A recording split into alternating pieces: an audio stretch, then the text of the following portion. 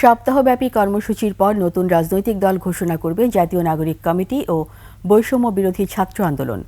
সংগঠন দুটির নেতারা জানান, নতুন রাজনৈতিক দল সম্পর্কে জনগণের মতামত জানতে প্রায় 1 লাখ জনমত সংগ্রহ করা হবে। বুধবার রাজধানীর বাংলা মোটরে সংবাদ সম্মেলনে এ ঘোষণা দেওয়া হয়। বিস্তারিত জানাচ্ছেন শিউলি শবনম। ছাত্র জনতার আন্দোলনে 5 আগস্ট শেখ হাসিনা সরকারের পতন হয়। শেখ হাসিনাও ভারতে পালিয়ে যান। আওয়ামী লীগ সরকারের পতনের পর থেকেই ছাত্রদের নতুন রাজনৈতিক দল গঠনের বিষয়টি আলোচনায় ছিল। সেই আলোচনা বাস্তবে রূপ নেবে চলতি মাসেই। সংবাদ সম্মেলনে সেই বিষয়টি তুলে ধরেন জাতীয় নাগরিক কমিটি ও বৈষম্য বিরোধী ছাত্র আন্দোলনের নেতারা।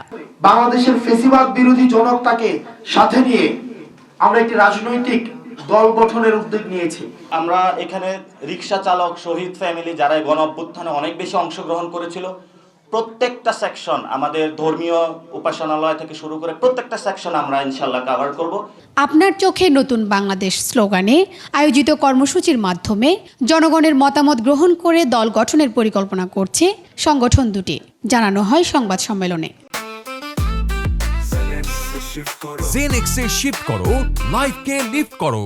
নতুন রাজনৈতিক দলের কাছ থেকে জনগণ কি প্রত্যাশা করে সে সম্পর্কে সক্রিয়ভাবে জনসাধারণের মতামত সংগ্রহ করতে বৈষম্য বিরোধী ছাত্র আন্দোলন এবং জাতীয় নাগরিক কমিটি দেশব্যাপী জনমত গ্রহণের প্রক্রিয়া শুরু করেছে।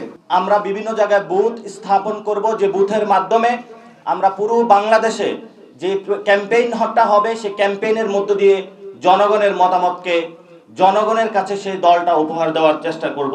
নতুন রাজনৈতিক দল কোনো নির্দিষ্ট শ্রেণী বা আদর্শের না হয়ে সবার কণ্ঠস্বর হবে বলেও জানান তারা।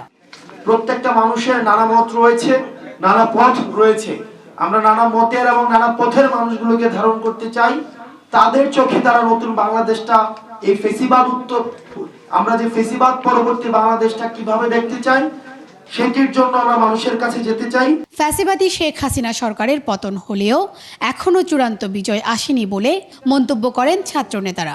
আপনারা কেন মিডিয়াতে যে ফ্যাসিবাদী খুনি হাসিনা লেখা যায় না? ফ্যাসিবাদী খুনি হাসিনা যদি আপনারা না লিখেন, আপনারা না বলেন, আপনার হচ্ছে আওয়ামী যে কাঠামো রয়েছে, মিডিয়া রয়েছে, সেটির সিলসিলা আপনারা অব্যাহত রাখছেন। শিউলি শবনম, একুশে টেলিভিশন, ঢাকা।